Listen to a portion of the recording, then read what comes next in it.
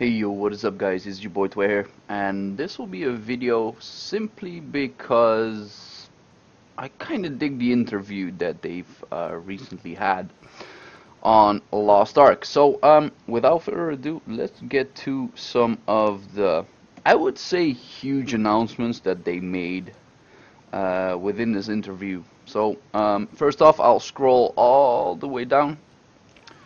And here it says, any idea on the OBT and when the official release will be? One of the things for sure is that we plan to release the game within this year. So basically we're halfway through the year, but within this year everybody will be able to play the game.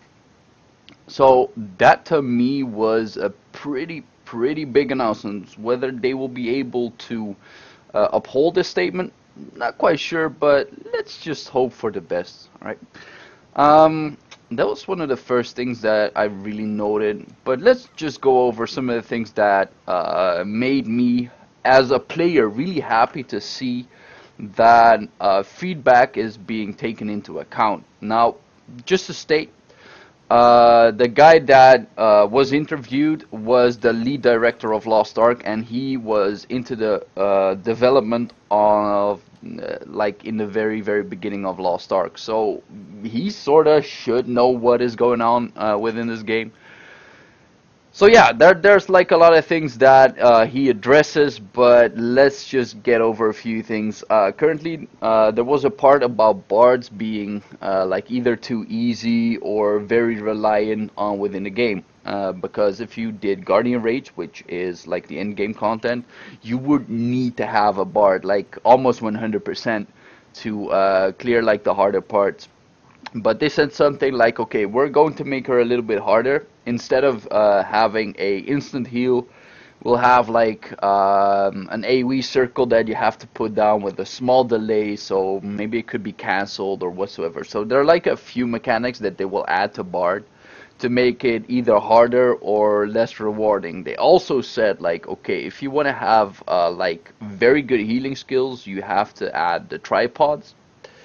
And if you add her into full healing, she will do less damage. So at some point, bards will not be able to complete their own storyline quest. So that may or may not be very good to bards, but yeah, it's strange. Also, one of the things that were addressed, like, okay, incapacitation skills of the melee class were worse than the ones on range classes. Now basically what the incapacitation means is that you can either stun bosses or just flinch them from for a number period of time. What they said here is like, okay, we're going to lower the possibility on lower tier skills on range classes to flinch your enemies. And something strangely they said, like, they pulled down a lot of statistics. Like, also the statistics show that destroyers consumed the most potions out of all classes. This is because the skills are relatively slow than the others. With this change, we also increased the incapacitation level for more slow and high skills. And basically what they're telling is throughout this whole interview, like, okay, if you have something that is like very high risk but low reward, we kind of changed it, and also on PvP, and I'll get to that later. Something about classes will be difficult to adjust. Currently there are 12 classes right now. 2 will be added into this CBT, so that makes 14. But they said we have about 18 classes in full development right now, so there's more to come, guys. So I am very curious onto the last 4 classes that will be added into the future. I'm hoping for them to be into the CBT or into the OBT, but I'm not quite sure, and we'll just have to wait. Where did they have something? Oh yeah, something worth noting as well was this part. This was one of the very earlier pictures that they've added, like some sort of a schedule, like, okay, this is what we're going to do upon release. So we had the first and the second CBT, and then a third and a final test. Now they basically mashed these two together. So there will not be a CBT3, there will be a final test, and after that there will be an OBT. Now, they said, like on the beginning of the video, I said, okay, they will release the game.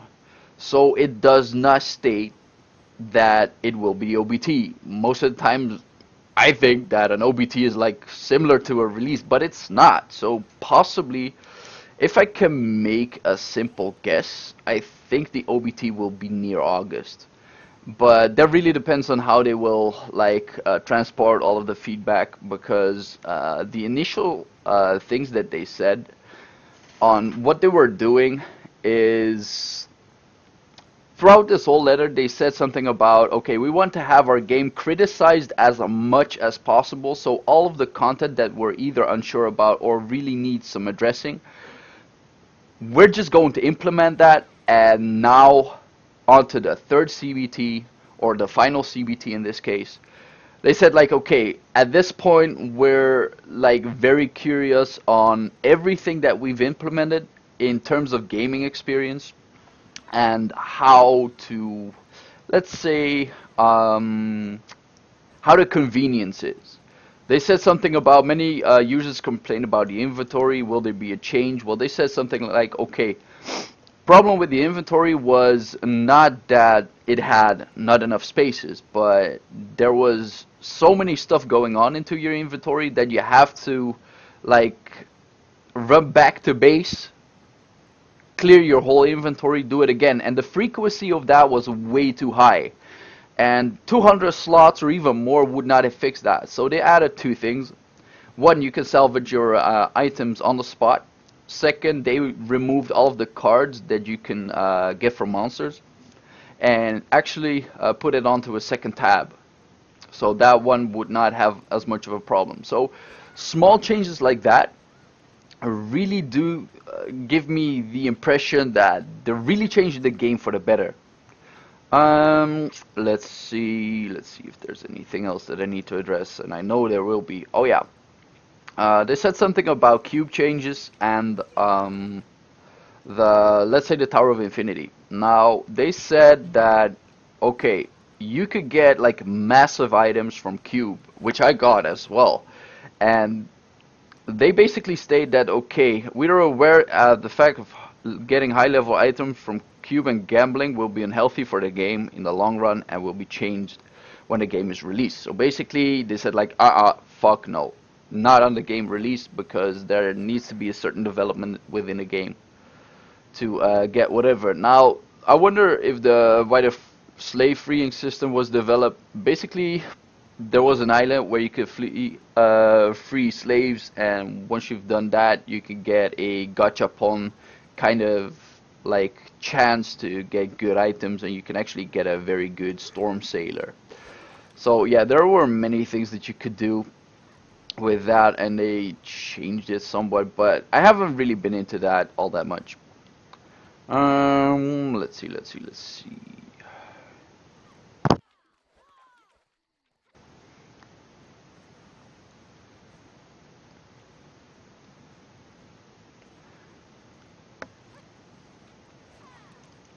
Oh yeah, here's the part where they said like what the main interest is for the final CBT.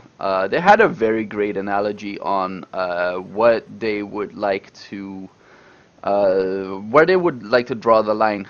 Basically, use the analogy. I'd like to draw an analogy between the level of convenience that Lost Ark want to achieve and the tourist traveling in the foreign country. 15 years ago, when he was overseas, I had to read the maps, got lost very often, had to ask the local people for directions. And after some time, these experiences were remembered as fun. So yeah, that's very good. In contrast to what we have today is Google Maps, so we can reach a destination without asking any locals for directions. So there's basically what he says like two methods of traveling, and one could be either very interactive and not convenient, but in retrospect very fun. And there's also the convenience of Google Maps, which could get you to the end destination, but if the end destination is fucked, then it would not be good. And they said like, we promise the destination will not disappoint you to compensate for the missed experience while reaching it. So basically, they try to get a healthy consensus on what would be good for the game. So to me, like that analogy just makes so much sense. Being a traveler myself, right? Um, Story progression, burn, well, whatever. Character felt pretty dead in the cutscenes. Oh yeah, they will add like facial motion expressions into the cutscenes and whatnot. Oh yeah, the leveling will be shorter, and they would add a mount. Now, I'll just summarize this. They will basically up the leveling skill to get there faster, to get to the larger end content, and they are adding mounts into the game. Now, I've had several footages of a story quest where you can get a mount, and they were several times faster than usual. But some of the mounts actually did have skills. Now, here's a small picture of them adding some kind of horses. I'm hoping that it will not be limited to just horses, but in all games that I played, everybody, if they did not have anything like mounts, everybody started complaining, we need mounts. And I honestly don't care. Still don't. Card game. Well, it's just a fun type of content to what they initially thought, like, okay, we want to have a book that just has all the monsters into it, but that would not be as much interactive, and not many people would really read that. So they added like a card system which you can upgrade, and after that they said like, okay, we can actually make a game through that. But trading card games are in all wise a variety, like Hearthstone and all sorts of things, and they said like, okay, those are like already there with way better gameplay, so we just want to add something. Think of a light-hearted mini game. We're not forcing you to play it. Not playing this will not put you at a disadvantage. So basically, if you want to just fuck around, do it. Costumes are really important to RPGs nowadays. Will there be a system to freely change the characters of Perel? Now, to me, this is one of the things that I really got bothered with within the game. Because at the start of the game, you get your item set, and you look like every other cunt out there. Like, honestly. But they said we are developing a way to allow one to wear freely what they would like to wear. So, to me, that is pretty good. Explanation on the two classes, you guys, it does honestly not say as much as anything aside from Hawkeye's identity skill will be a Silver Hawk. So, I was kind of right with Hawkeye being able to summon something like a hawk. So, that was funny. And Soul Master being able to do a spirit bomb, like, what? Are you fucking with me? But yeah, we'll have to see how that pans out, because I honestly have no clue how it will look, and it really depends, right? I'm kind of edging forward to try Hawkeye sooner than the Soul Master, but we'll just have to see. In terms of the videos. Now, how many islands will be added? There will be 30 more islands. That is a lot. Any guild content? They said like, okay, no, we're not adding any guild content because we don't want to get our people, our players overwhelmed with all sorts of content. But they said something, we will release everything together with the war content. So I am assuming that there will be something like large-scale PvP with this. So I am not quite sure, but they will add something crazy with that. Told us nothing about PvP balance, and basically this says like Warlord in PvP was ridiculously overpowered with low risk, high reward skills, lots of super armors, lots of ShamWows, lots of stuns. But they said something like, okay, it's going to get a nerf, but we'll really have to look into how, what, and why. Now, there was also a thing like a feedback pointed out that there were too many stuns and long downtime making PvP a bad experience. Now, this kind of addresses also a part of the game, but what they basically say in this part, like, okay, if you have a skill that has a very low